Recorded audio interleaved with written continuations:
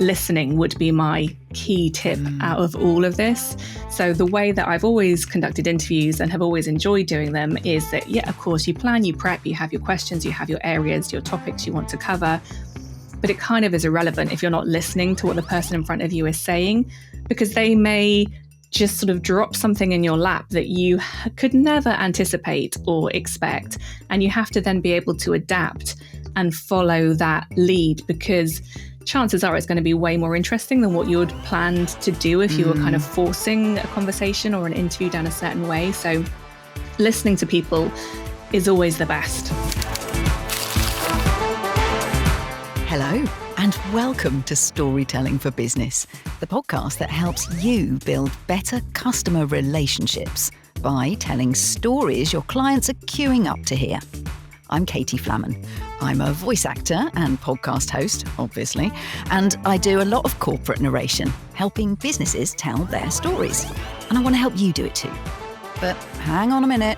What is storytelling for business? What does it mean? What does it do? And why should you care? This podcast has the answers. Spoiler alert, you should care. I'm interviewing some of the best business storytellers in the world who are going to help you master the magic. And I'm chatting with regular business owners too, with normal jobs, who share their own stories. And today, the podcast is focusing on podcasts. And we are super lucky because my guest is popular culture journalist, writer and award-winning podcast creative, Natalie Jamieson. Nat's been making podcasts since nobody even knew what they were. She's a highly skilled and empathetic interviewer. She's recorded hundreds of thousands of hours of material. She's developed, produced, released pods for Spotify, Sony Music and Universal, including The Line-Up with Sean Keaveney, The Hang with Gregory Porter, Killing It about mental health in the music industry, and Leonardo, the official podcast. They're all brilliant. Check them out. But Natalie doesn't just work behind the scenes. She's a pro broadcaster too. She co-hosts the brilliant Bestsellers podcast, talking to authors about their creative process and the joy of reading. And she's a veteran entertainment journalist. You've probably seen her on a red carpet somewhere, reporting on all the big award shows and movie premieres, as well as hearing her on radio entertainment news for the BBC and pretty much everywhere else too. So, am I feeling intimidated right now? Well, thankfully, no, because luckily, Nat's also a very good friend of mine, and she's lovely, and I'm really grateful she's here. So, Natalie Jamieson, welcome to Storytelling for Business. Thanks for having me. And you're feeling intimidated. What do you think I feel like? I'm like, who is that person? Is that me? That is you. That's what it says on LinkedIn, so it must be true, right? It must be true. I wrote it. There we are. Okay, we're going to jump in. Nat, you are, as I said, an incredibly successful entertainment journalist. So before we get into all the podcasting shenanigans, let's start by giving the audience a flavour of the calibre of celebs you've met and interviewed and, of course, made friends with. So go on, razzle-dazzle us. Well, I'm not sure I'd say make friends with, because that would be wholly unprofessional. But if this is a safe space to drop some real name clangers, then I do get to spend about 14 years of my life working for BBC Radio 1, where my job, if you want to call it that, it was quite tough at times, but it was ridiculous that this was my life. I would be maybe going to chat to Meryl Streep in a hotel room for a bit about her latest film. And then I'd be going to a recording studio to chat to Mark Ronson or Jay-Z about their latest album. And then maybe in the evening, I'd go see Beyonce sing at a kind of private album launch thing and repeat that literally every single day for more than a decade. And I've been very fortunate that I still get to do some of that stuff. But I've kind of diversified as well, as you do. We all grow up and want to do different things with our lives and careers. But yeah, I mean, I still have to pinch myself quite a bit when I think about some of the people I've spent time with. So when people say to me, oh, what have I heard you on? And I never really have an answer unless I say, have you done a health and safety video about transporting nuclear waste? And then they go, oh, yeah, that voice. But, Vital. Critical. Very important, actually. What would you say if somebody says, who's the most famous person or who's the one that stuck in your mind the most, who you've interviewed, or what was the most memorable? So Dolly Parton is up there. I've got to speak to her a few times. She's just such an inspirational woman, I think, and she's achieved so much, not just in her music career and her film career and on television, but also the philanthropy that she does and the kind of good things that she puts back out into the world, which I've always really admired. But yeah, I've kind of got to do that, whether it's for 5 Live, who I still do work for, or Radio 2, where I get to do cultural recommendations as part of Joe Wiley's show on that, which is just an utter joy. And yeah, any of those things. Well, I got to play ping pong, table tennis with Dave Grohl one time at his studio in Los Angeles. I mean, that's unbelievable, right? I lost, obviously. Yeah. There was one moment where I was like, well, I was like, I think I'm actually all right. Like, I can hold my own at like ping pong. And then I was kind of like, yeah, this is going fine. And then Dave Grohl started actually playing. And I was like, oh, okay. We're just being kind. Yeah, that's unbelievable, extraordinary. So you've done all of that. You've got all of that, and some of them, right? They recognise you when you see them again. They say, "Oh, hi, Natalie," things like that. Go on, who does that? Well, there's quite this a few is the people last fangirl question, I promise. There's quite a few people who do that. So there's people that, you kind of, because at the time that I was at Radio 1, there were some bands that you just interview all the time, like whether it be, I don't know, Kaiser Chiefs or Stereophonics or McFly or Mumford and Sons, or like any number of kind of people like that you just see over and over again, because each time they brought out a single, you'd probably do another interview with them.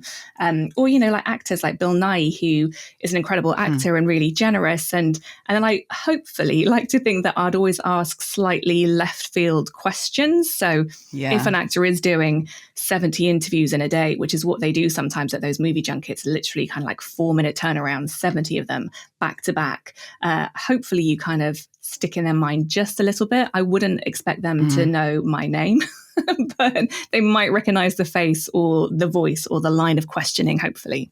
Yeah. And actually, that's a key skill, isn't it?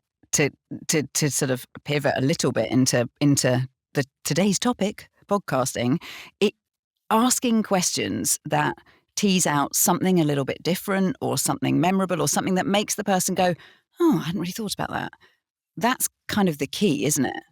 It is, but I think it sort of really plays into what I know you cover quite a lot on this podcast, as you rightly should, is that it all comes down to authenticity, because I think the way that I've always approached interviews is that it's never particularly been about me, because I've always been servicing like a different editorial agenda or working for somebody like the BBC or something else like that.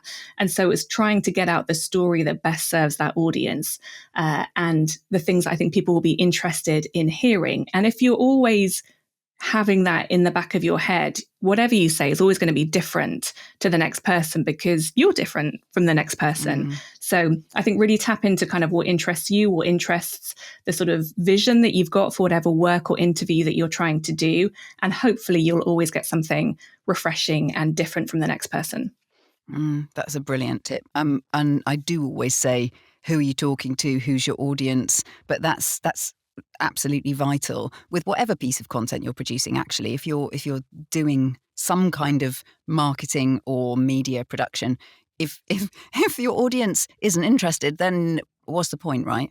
Yeah, exactly. And when I first got into journalism and entertainment journalism specifically, it wasn't about me. It was always because I was really curious and wanted to share stories or films or TV shows or theatre shows or bands or music that I'd discovered that I really wanted other people to find out about as well. So then I could chat to them about it, because I was that geek that wanted to, oh my God, like something amazing happens in this film, in this particular scene. And I really want to chat to other people about it. And there's a really great recognition when you get that with an audience or with people where you feel like you've connected on some level.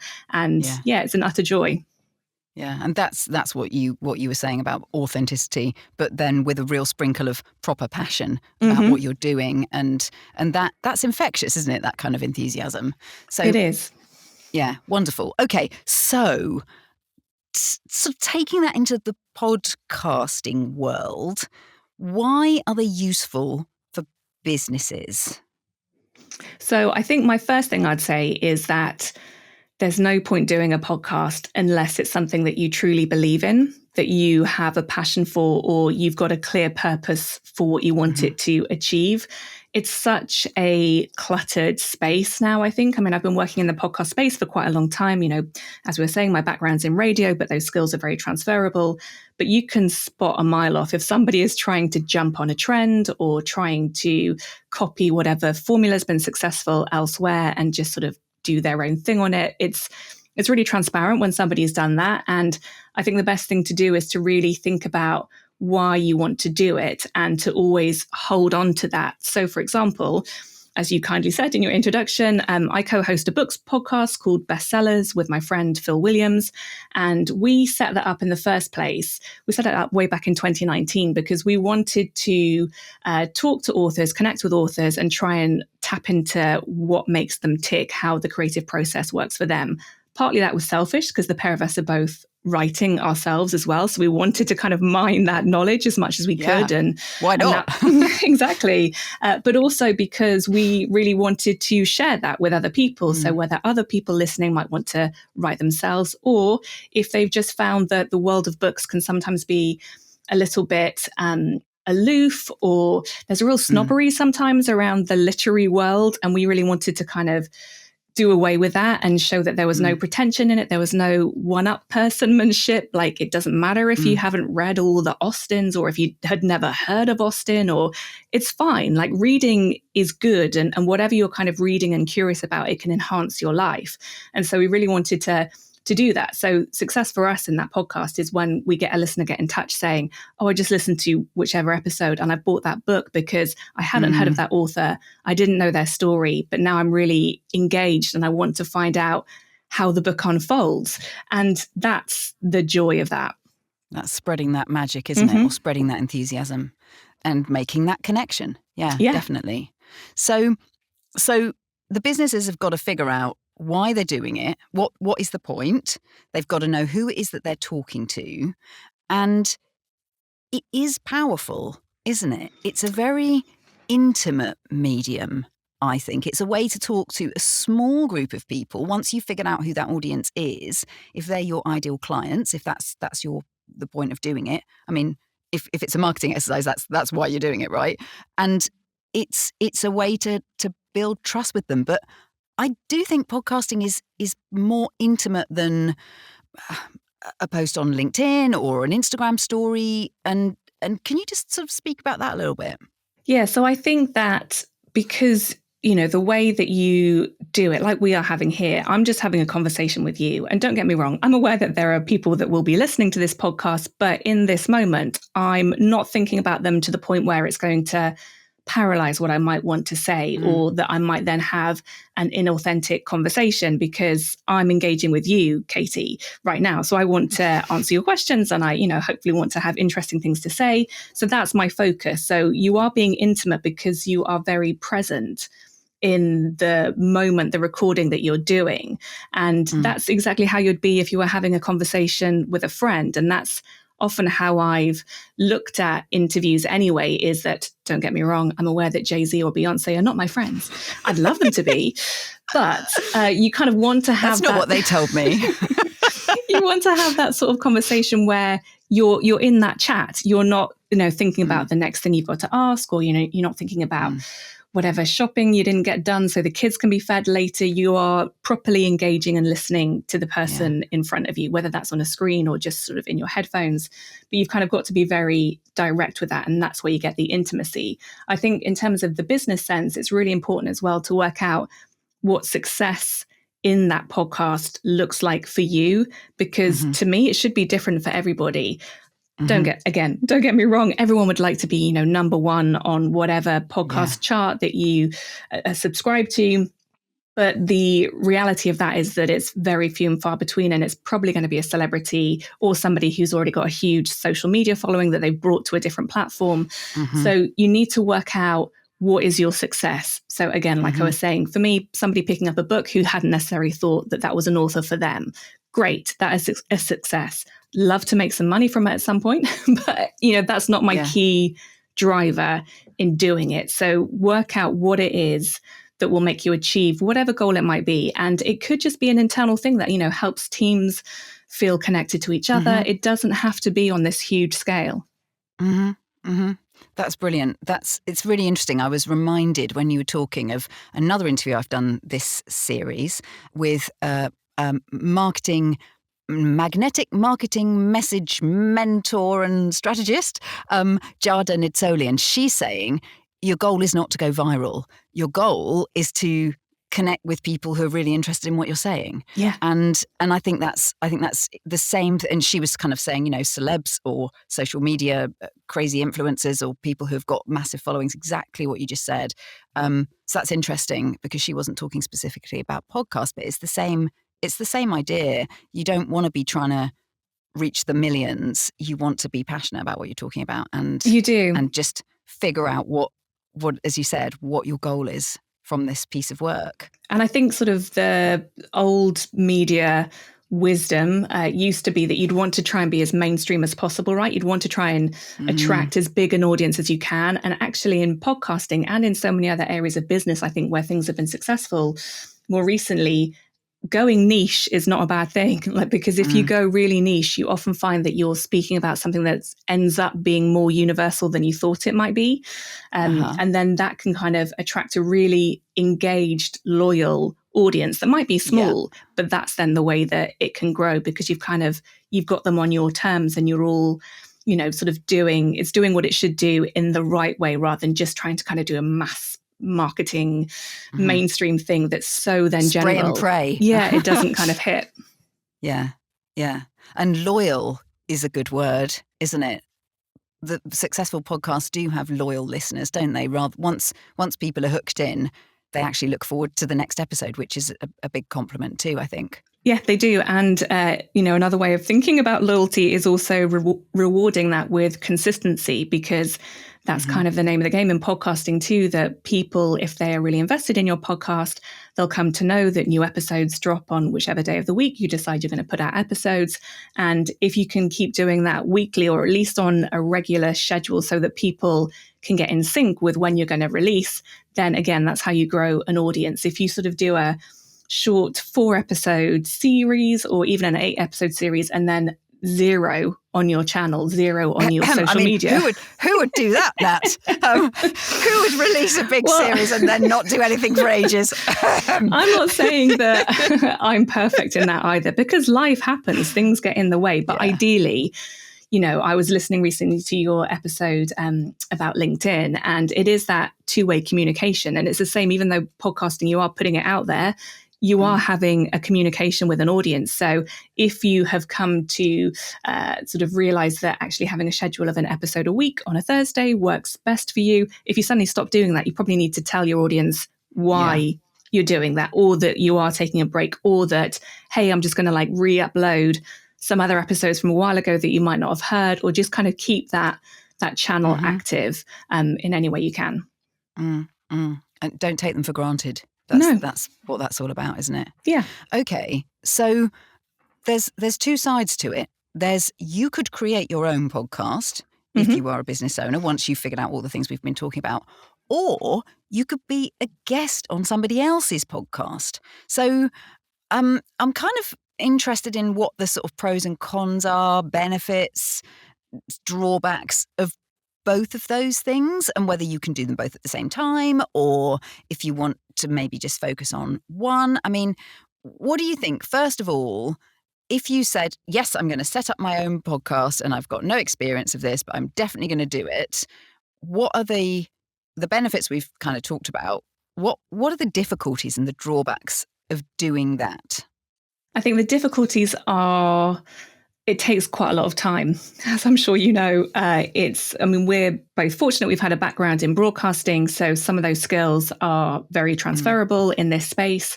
But if it's completely new to you, even though there are so many different kind of ways you can record things, really easily with Riverside or with Zoom or however you want to record, it's pretty easy to kind of click and play on some of them. But if you want to then edit that in any way, that's when it can get tricky and really time consuming. Me and Phil edit our podcast bestsellers that we do, and it takes a long time. The kind of general rule of thumb is if you're going to go through and listen to everything, it's kind of a 3-to-1 ratio. So if you've recorded a podcast that you want to transmit as an hour-long episode, it'll probably take 3 hours to edit that to the level that you might be happy with. And again, that's a commitment if you're not doing it as part of your paid business work, if you're doing it as an additional on top of family life and, wanting to exercise or see your friends or whatever it is. Eat, go to the toilet. Yeah. Any of that. And, it's very easy to say, again, there are lots of different tools like Canva and different ways where you can make audiograms or little video snippets and things. But I think there's a misconception that they're super quick. Anybody who's ever tried to do fairly intricate Instagram post might know that if you're trying to do that really regularly, it's time consuming. And so you need to just be aware of that and work out, what you want to do and how much of that you want to do. You might not have to do any edits on your podcast. And lots of people certainly do that, literally just click record and then put that out. That's fine. But if you want to hone it a little bit more or sort of, really direct that conversation, then it probably will take some editing and it's not quick. And you touched on there the actual the marketing of it. It's not just the doing of the podcast. You have to create audiograms or little video clips or posts or whatever. You have to talk about it and you have to repeatedly talk about it and then keep it going. So yeah. Okay. So it's hard work is the very short answer. Yeah. And again, I think always come back to, like we were just saying, you don't want it to feel like another drain on your resources, your own personal resources that are possibly quite depleted in the way the world is right now. So there has to be something at the core of the podcast, if you're doing it in your own time and if you're doing it to do your own personal brand, that brings some joy to you. You've got to love it, haven't you? Yeah. You've got to love it. I mean, I'm such a storytelling loony geek. That's why I'm doing this podcast. Yeah. I might put that in the intro for the next episode. I am the storytelling loony geek. Well, similarly, I'm not going to lie. There are some times when I'm like, I forgot, that podcast recordings, we're doing it at 9:00 at night because somebody's based in New York and I don't really want to do it right now. But I've never left a podcast recording without feeling better than when I started it. And I think that's a good sign. What a lovely thing to say. That is definitely a good sign. Definitely. Okay, so that's put a lovely sparkly spin on doing it.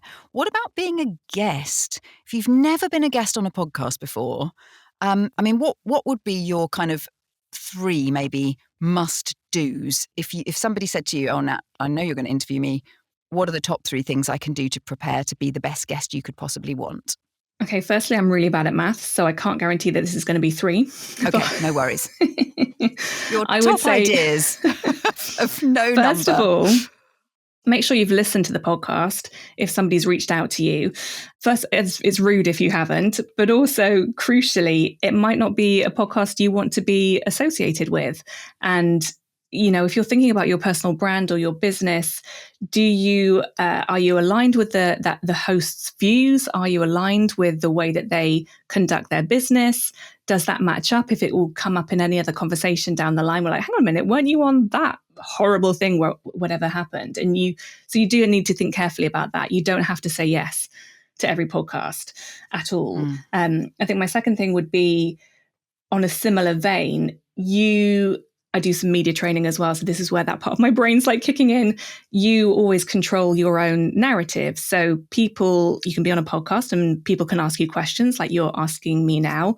I don't have to answer if I don't like that question. It's perfectly within your rights to say, thank you for that question, but actually this isn't the place to have that conversation. Let's have it another time, or we'll come back to that, or however you want to kind of address that in a polite way. But you don't have to give up parts of yourself or your business that feel intrusive to your brand.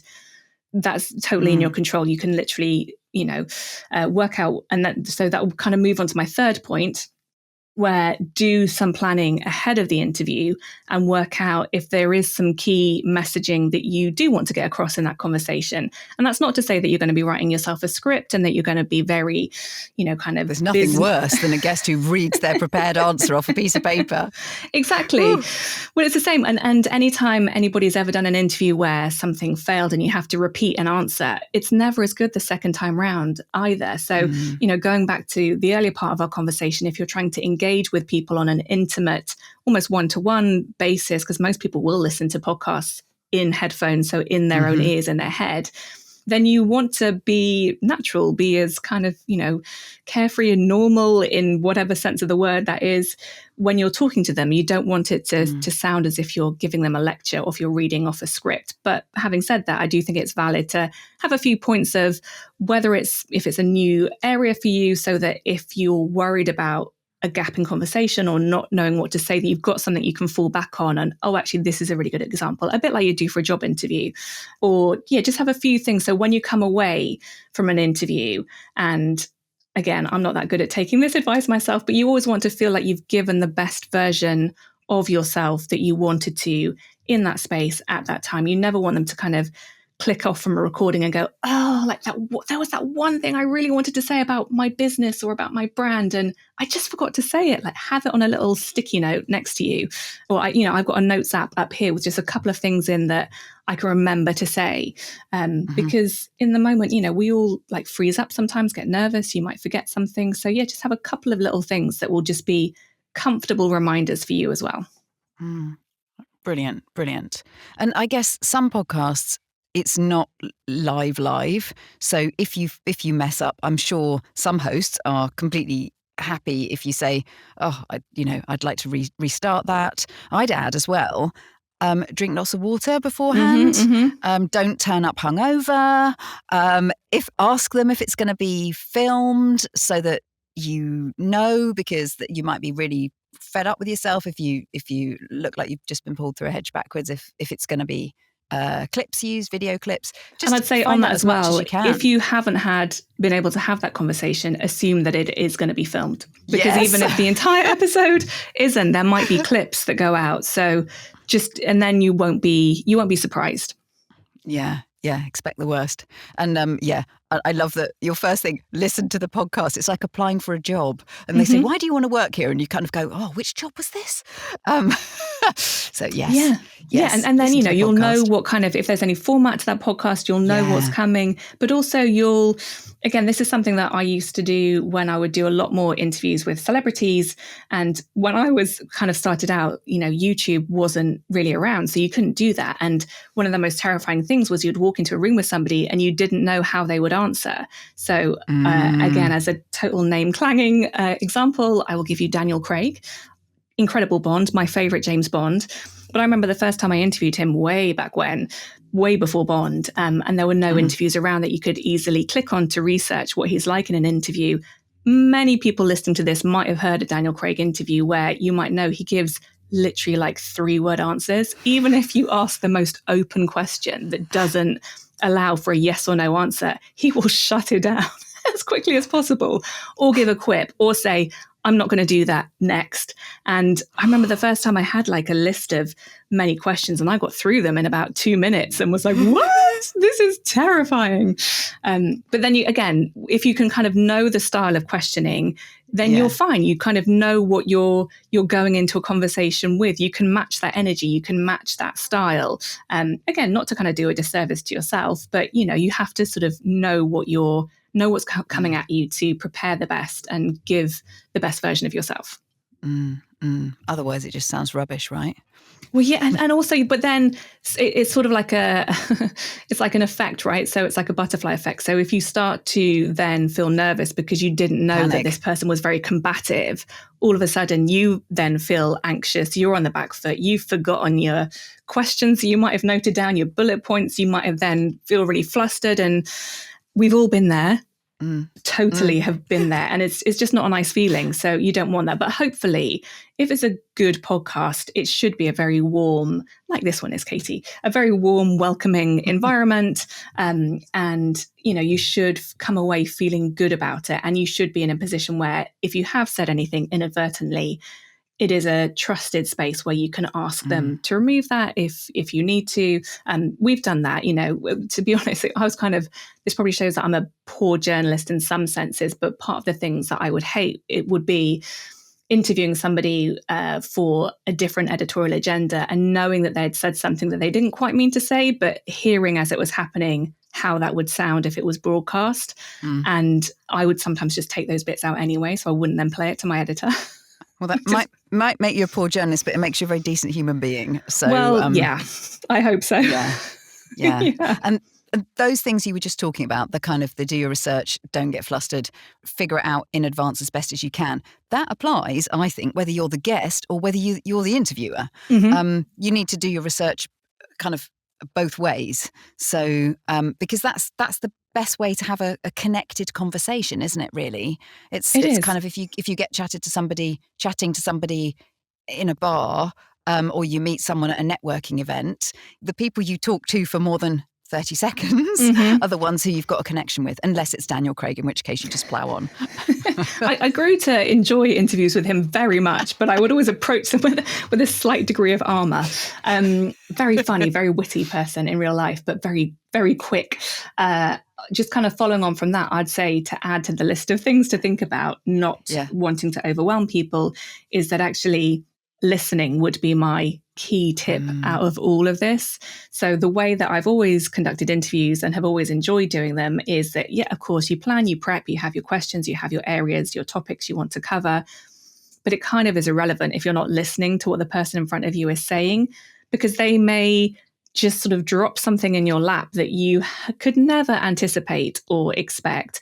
And you have to then be able to adapt and follow that lead, because chances are it's going to be way more interesting than what you had planned to do if you were kind of forcing a conversation or an interview down a certain way. So listening to people is always the best. So prepare, but be prepared to throw it all out the window and actually go with the flow a bit more. Well, you'd do the same, right? If you were having a conversation with a friend, on a Saturday night or whatever, and you thought you were going to, do a sort of download on what's been happening in your life, and then they suddenly drop a bombshell about something that's happened to them at work or in their home life, it would be remiss if you goes. If you were them were like, great, okay, but I wanted to tell you about this, and this holiday I'm going on. But then you'd walk away going, oh, that was dreadful. I really should have heard more about that. I'm such awful a bad thing. friend. And there are people that do that. I'm sure we all have them in our lives. People, you might say something like, oh, actually, I'm having a really difficult time. And they'll go, great. So anyway, I'm doing this next week. And you're like, okay. Yes. Yeah. We all know those people, don't we? But you don't want to be that person on a podcast. No, not at all. And also, you learn so much. I think, I'm adding to this list all the time, Katie, apologies. You learn, be prepared that you will always learn more from other people. Again, that's why I love doing what I get to do, is that I am endlessly curious and always aware that people are way more interesting than I am. So that's what I want to uncover. I want to hear people's stories. I want to hear what's going on with their world. And, that can inspire me then to do other things as well. But, you won't know if you don't ask those questions.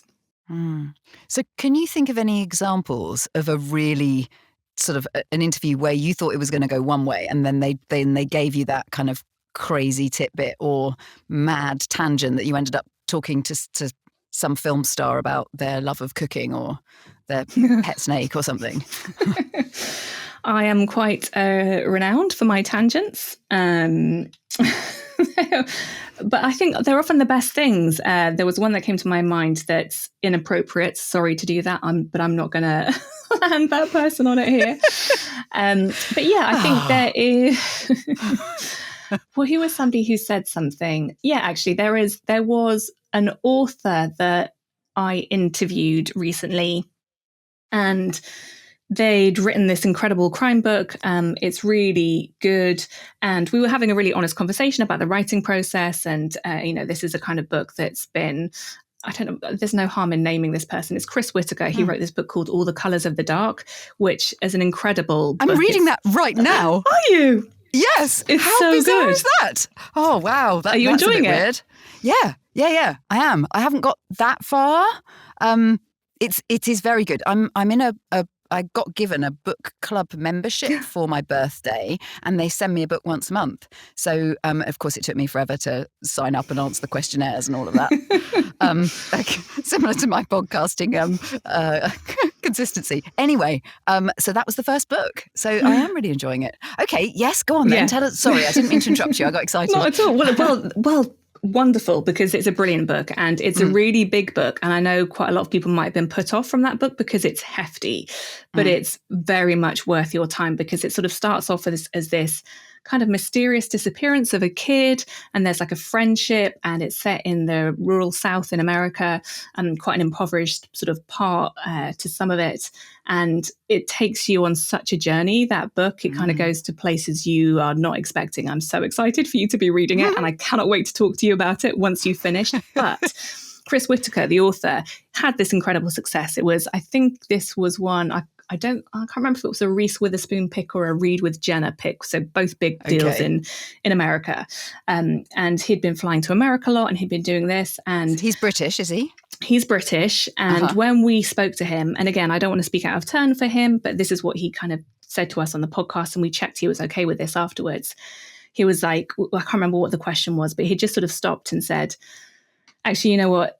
It's really hard. I think I'd said, like, how is, because he has got young kids. I was like, how are you managing to kind of balance all this with your family life and, you know, with your partner? And he's like, yeah. And he sort of started to give kind of a rote answer, and then was like, actually, it's really difficult, and we're separated at the moment, and the downside of having this and sort of having to commit on the level that he'd been doing had been that he'd neglected other areas perhaps in his life.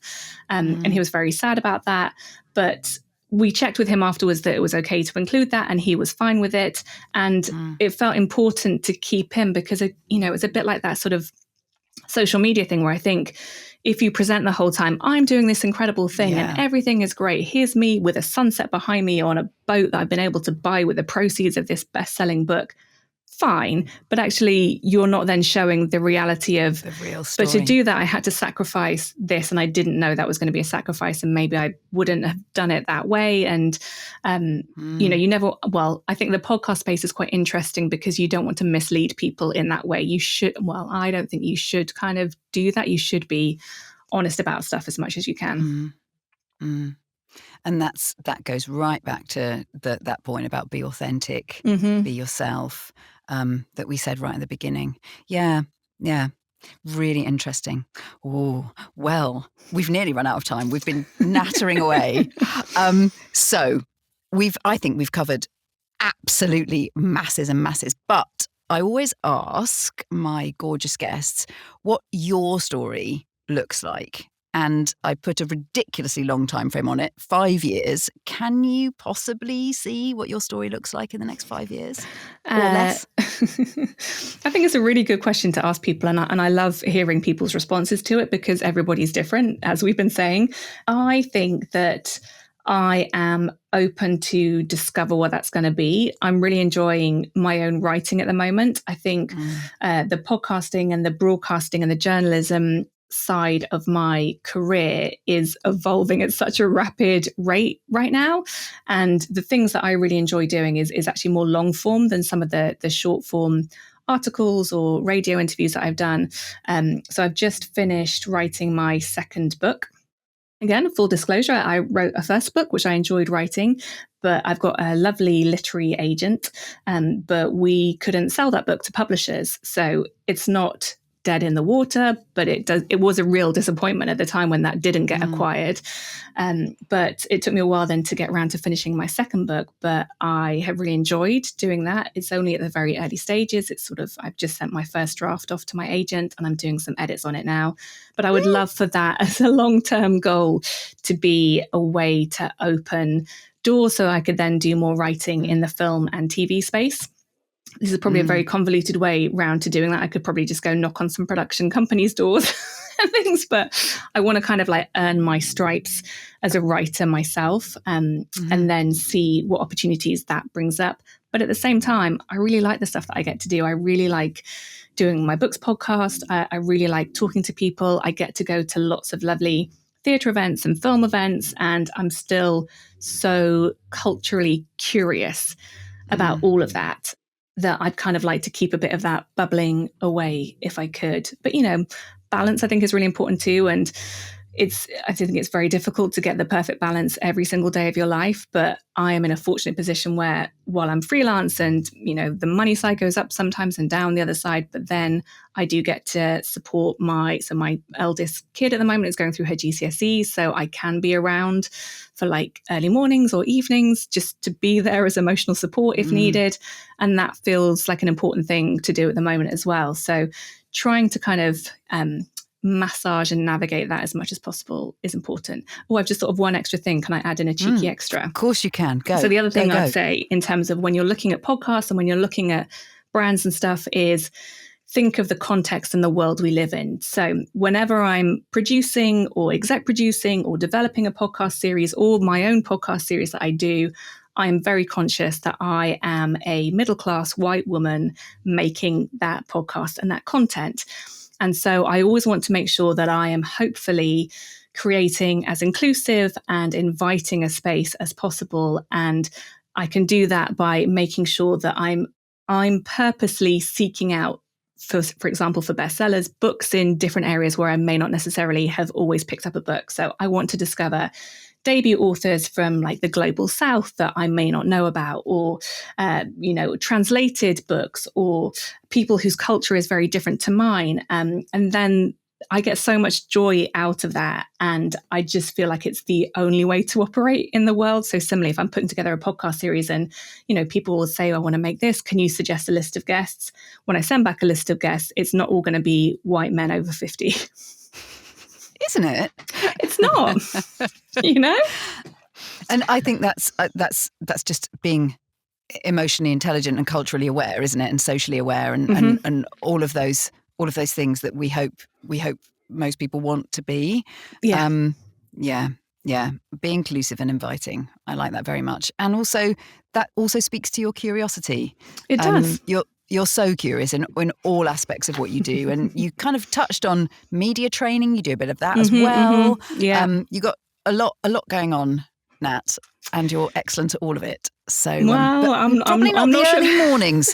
I did raise a secret eyebrow when you said you could be there for your GCSE child in the early mornings, because I happen to know that you're not very good in the mornings. Anyway, I'm not very good in the mornings. You out on that. No, it's fine. It's fine. I am much more of an owl as opposed to a lark in the sense, all of the sense of that word. But I force myself to get out of bed. But yeah, my kids have come to very much know what version of me they might get at 6 a.m. is probably different to the one at 6 p.m.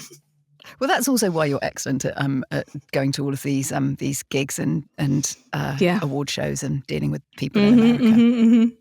Fab. Fantastic. Okay, so if people want to get in touch with you, to be on their podcast, to create their podcast, to train them, how do they do that?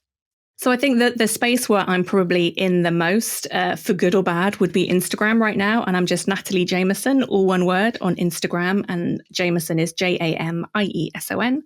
And I post like lots of reels and lots of content from things that I go to on there. But yeah, I'm always like interested in people reaching out to me on there. My DMs are very much open. I am on LinkedIn as well. But as I was discovering when I was listening to a recent episode of yours, I think I need to work on my LinkedIn. So maybe come back in a bit. But yeah, those are kind of the main spaces, but also do be prepared for a considerable amount of cat content on there. I have 3 cats and in terms of being authentic to my brand, the cat is usually very close by. Yeah, I'm a bit disappointed we haven't seen any of them today. I know. Well, I'm in a bit of a sort of very hot box talking to you today because there's some work going on where I am. And so the cats have all been shut out, but they're probably just outside the window. Yeah, okay. We'll give them a big stroke from me. Always. Well, I could talk to you forever, but time's up. So I am just going to say, Natalie Jamieson, podcasting creative extraordinaire, thank you so much for being with us today. You're more than welcome. Oh, I also like host Q&As. So yeah, in my long line of things. Always adapting, always changing, always curious. We will put all of your things and all of your contact details in the show notes. She does everything. She's amazing.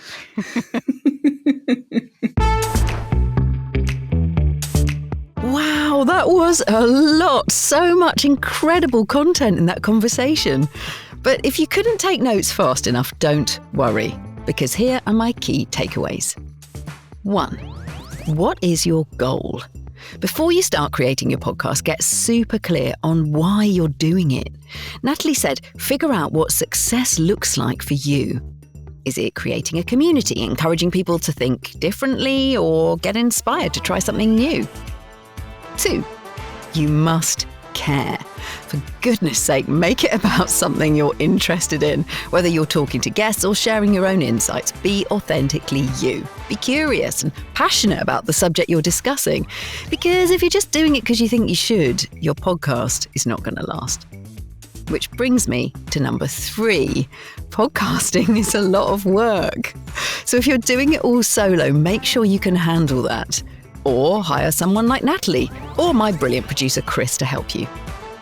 4, think about the audience.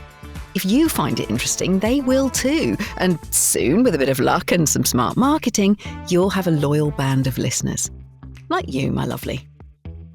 5, do your research. If you're being a guest on someone else's podcast, listen to previous episodes so you know the vibe. And if you're interviewing a guest for your pod, check them out thoroughly first. No one wants a Daniel Craig moment, do they? Although some of us might want Daniel Craig. Anyway, last one, listen. Remember, it's a conversation. Yeah, you've done your research, you've got a list of questions, but sometimes things go off on a fascinating tangent. And as Natalie said, chances are that's going to be way more interesting than what you have planned. Nat is a veteran interviewer, and she said that's her key tip.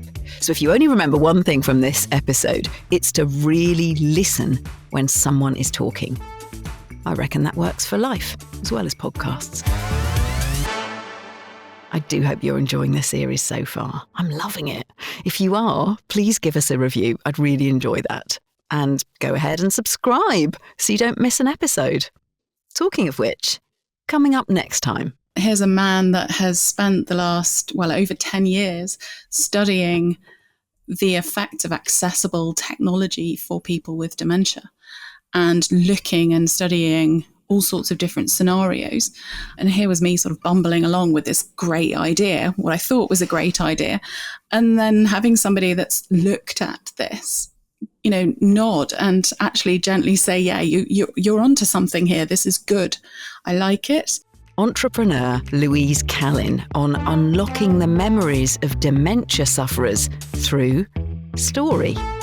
She's an amazing lady with a groundbreaking new product. Find out more next week. And another big thanks to today's guest, Natalie Jamieson. Why not take a leaf out of her book and get curious? Check her out on Instagram. That's all for now. Thanks for listening. I'm Katie Flamman, and this is Storytelling for Business. Until next time, goodbye.